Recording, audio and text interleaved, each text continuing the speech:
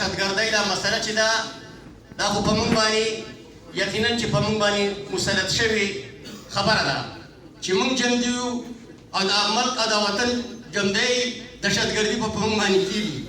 په دهشتګردۍ کې خو زموږ د ملکنډ ډیویژن او د سوات ډېرو عزتمندو مشرانو خپلې وینې پکې بهولې دي. د ملکنډ ډیویژن او د سوات عوامو ته راپېښه ده هغه د ټیکسونو مسله ده او دا ډېره د افسوس خبره ده.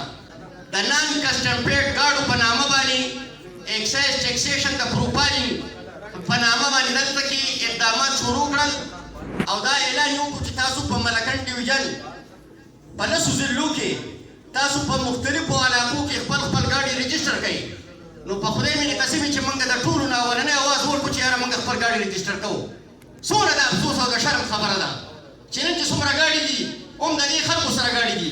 کم سړي دا ویلي چې زه NDP نمبر نه علم نان ډیوټي فري نمبر زه نه علم. هر سړی مخکې روانو د سوات ایرپورټ ته هم روانو د مټې علاقې ته هم روانو د نورو علاقو خلکو ته هم روانو.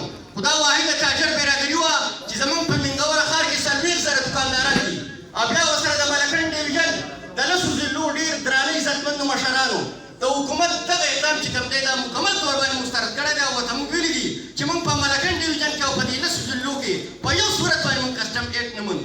چې کوم وزیر اعظم راغلی دی هغه هم د چا په وینا او د چا په ایما باندې راغلی دی هغه دا باقاعده طور باندې د هغې عدد شمار ښکاره کړی دی چې په ملکنډ ډیویژن کې دومره ګاډي دي او 100 روپۍ به دې حکومت ته وفاق ته به دې پیدا راځي.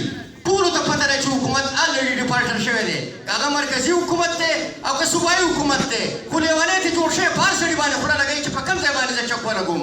عزتمندو مشرانو زه د تاجر برادرۍ د نماینده په حیثیت تاسو له دا تسلي در درکوم که انشاءالله تعالی د هړتال خبره راځي که احتجاج خبره راځي موږ به باقاعده طور باندې ستاسو سره به ولاړ یو.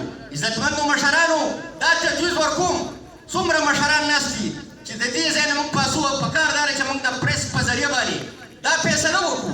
په چل ول باندې کار نه کېږي نه په شپ شپ باندې کار کېږي.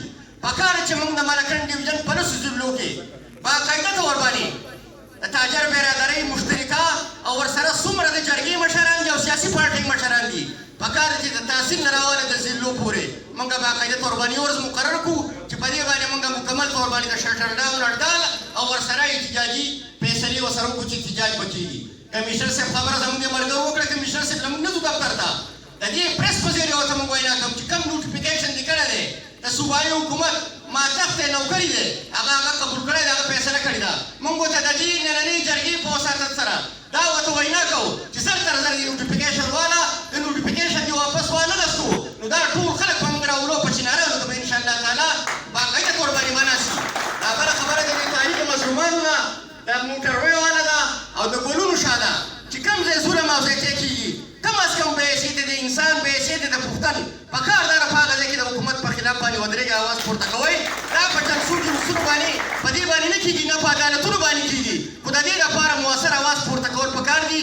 که زموږ د بازار د نماینده په حیثیت کوم ځای ضرورت راکړو زموږ صدر صاحب نن بیمار و عبدالرحیم صاحب هغه باقاعده طور باندې د دې لپاره اواز پورته کړی دی او په الکترونیک او سوشل میډیا باندې باقاعده طور باندې په بھرپور طریقه باندې موږ مخالفت کړی دی. زه ستاسو ډېره زیاته شکریه ادا کوم خو چې د دې ځای نه پاسو باقاعده طور باندې اعلامیه جاري شوي. زه د الکترونیک میډیا والا درخواست کوم چې د دوی په ذریعه باندې به زموږ دا مشکلات او دا تکلیفات چې څومره دي دا به هغه ځای ته رسي. ډېره مهرباني.